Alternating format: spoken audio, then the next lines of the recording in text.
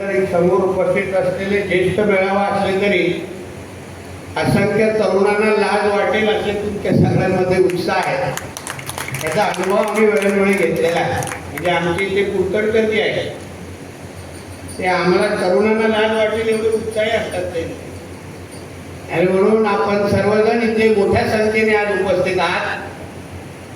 आणि मी आवर्जून आमच्या सिंधुदुर्ग पोलीस आमचे अग्रवालजी आणि त्यांच्या सर्व खात्या प्रमुखांचं आणि सहकार्यांचं मनापासून तुमचं अभिनंदन करेन की अतिशय चांगला उपक्रम ह्या निमित्ताने तुम्ही सुरू केलेला आहे.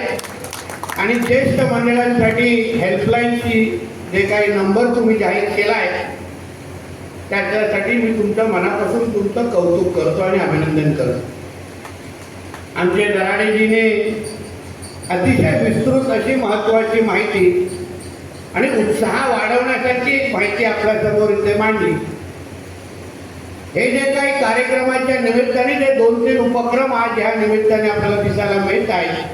काही स्टॉल पण लागलेले आहेत, हेल्पलाईन नंबर जाहीर झालेला आहे, काही लोकांना त्यांना हक्काचे पैसे पण परत प्रदान करण्याचा कार्यक्रम या निमित्ताने आहे. या कार्यक्रमाच्या आणि उपक्रमाच्या माध्यमातून सिंधुदुर्ग पोलिसांबद्दल एक वेगळा विश्वास निर्माण करण्याचा प्रयत्न आणि त्या कार्यक्रम या निमित्ताने आज आपण अनुभवायला आपल्याला भेटतोय. पोलीस खात्यासंदर्भात असलेला आपला विश्वास आणि संकटाच्या काळात पोलिसांना फोन लावला तर आपल्याला निश्चित पद्धतीने मदत मिळते. हा अनुभव आणि हा जो विश्वास आपल्याला आपल्या सिंधुदुर्ग पोलिसांवर आहे तो अजून घट्ट करण्याचा हा कार्यक्रम आजच्या निमित्ताने आपल्याला अनुभवायला आहे. जिल्ह्याच्या कानकोपऱ्यातून असंख्य ज्येष्ठ मंडळी इथे आलेली आहेत. आणि आज जसा हा हेल्पलाईन नंबर इथे जाहीर झाल्यानंतर दराडेजींनी योग्य सांगितलं की आपण प्रत्येकाच्या मोबाईलमध्ये तो हेल्पलाईन नंबर असला पाहिजे. नसला तरी पण घरी गेल्यानंतर नातवाकडून तो नंबर सेव्ह करून घ्या. हा आग्रह तुम्हाला या निमित्ताने मी करेन. कारण का आजकाल वडील किंवा आपल्यापेक्षा नातवांना मोबाईल चांगला कळतो असा अनुभव आपल्याला सगळ्यांनाच येतो.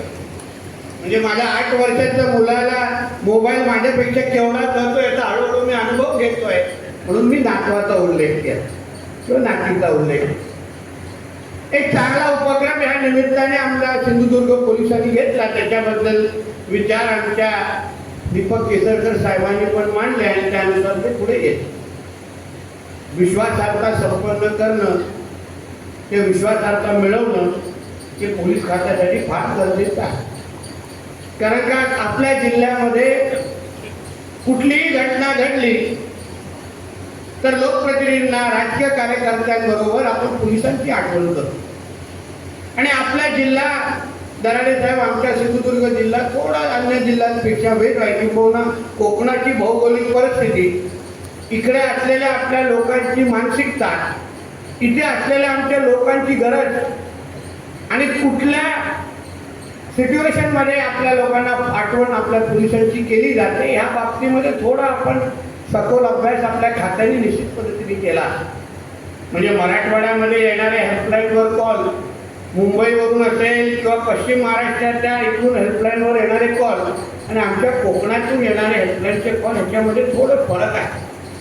आमच्या इथे कसे लोक समाधानी आहेत, कधी कोणावर लवकर वाद करत नाही.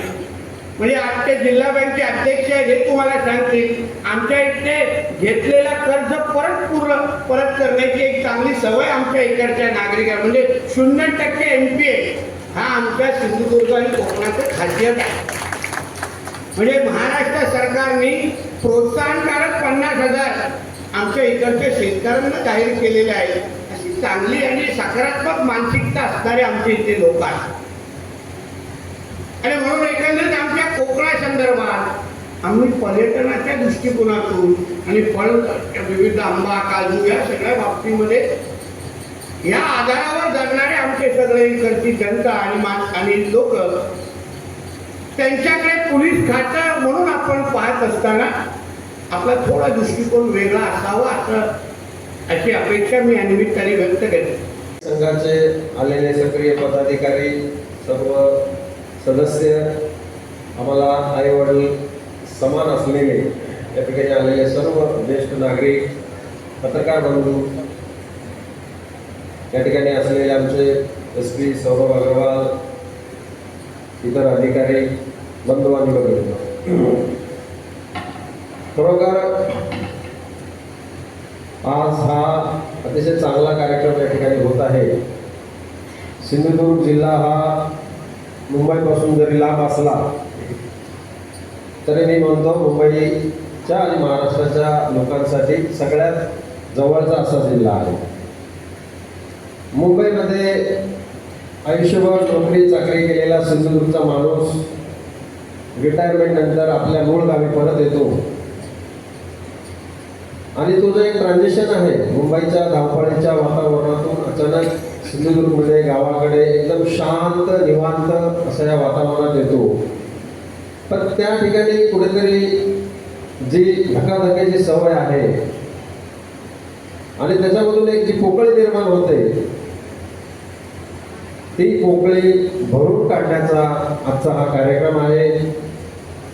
तुमच्या सगळ्यांकडे मुलं असतील, नातवंड असतील, मुली असतील, त्या सगळ्यांचे तुम्ही रोज बोलत असाल. तुमच्याकडे सिंधुदुर्गामध्येच राहणारा, सिंधुदुर्गमध्ये 24 तास तुमच्यासाठी दरवाजे उघडे असलेला विभाग म्हणजे पोलीस विभाग आहे. आणि त्या पोलीस विभागामध्ये तुमच्यासाठी हक्काचा एक माणूस 24 तास फोन घेऊन बसलेला आहे आणि तो असावा या संकल्पनेतून आजचा हा हेल्पलाईन नंबर आपण इथं सुरू केलेला आहे. मला नक्की खात्री आहे की आज इथून जाणाऱ्या प्रत्येक माणसाच्या मनामध्ये मोबाईलमध्ये हा नंबर सेव्ह असेल आणि फक्त पोलीस विभागाशी रिलेटेड समस्याच नाही, तुमच्याकडे आरोग्याची समस्या असेल, पाण्याची समस्या असेल, तुमच्या शेतामध्ये काही आजूबाजूला इश्यू असतील, नाहीच काही तर कोणाला बोर झालेला आहे आणि एकाकीपणा वाटलेला आहे, त्या लोकांनी सुद्धा आमच्या या व्हॉट्सअप नंबर आणि रेग्युलर नंबरवर, हेल्पलाईन नंबरवर संपर्क करावा. त्या ठिकाणी आमच्या जिल्हा पोलीस अधीक्षक कार्यालयात भरोसा सेल आहे, त्या सेलच्या अंतर्गत आम्ही हा नंबर चालू केलेला आहे. त्या ठिकाणी सॉफ्ट स्किलमध्ये ट्रेनिंग झालेल्या प्रशिक्षित अशा महिला अंमलदार आमच्या त्या ठिकाणी त्या हेल्पलाईनवर बसणार आहे आणि 24 तास कोणाचाही व्हॉट्सअपवर मेसेज असो, व्हॉट्सअपवर कॉल असो किंवा रेग्युलर मेसेज असो, रेग्युलर कॉल असो, तुमच्या सगळ्यांच्या सेवेसाठी 24 तास हा नंबर या ठिकाणी उपलब्ध होणार आहे. आज आपण या ठिकाणी त्याचं लोकार्पण केलेलं आहे.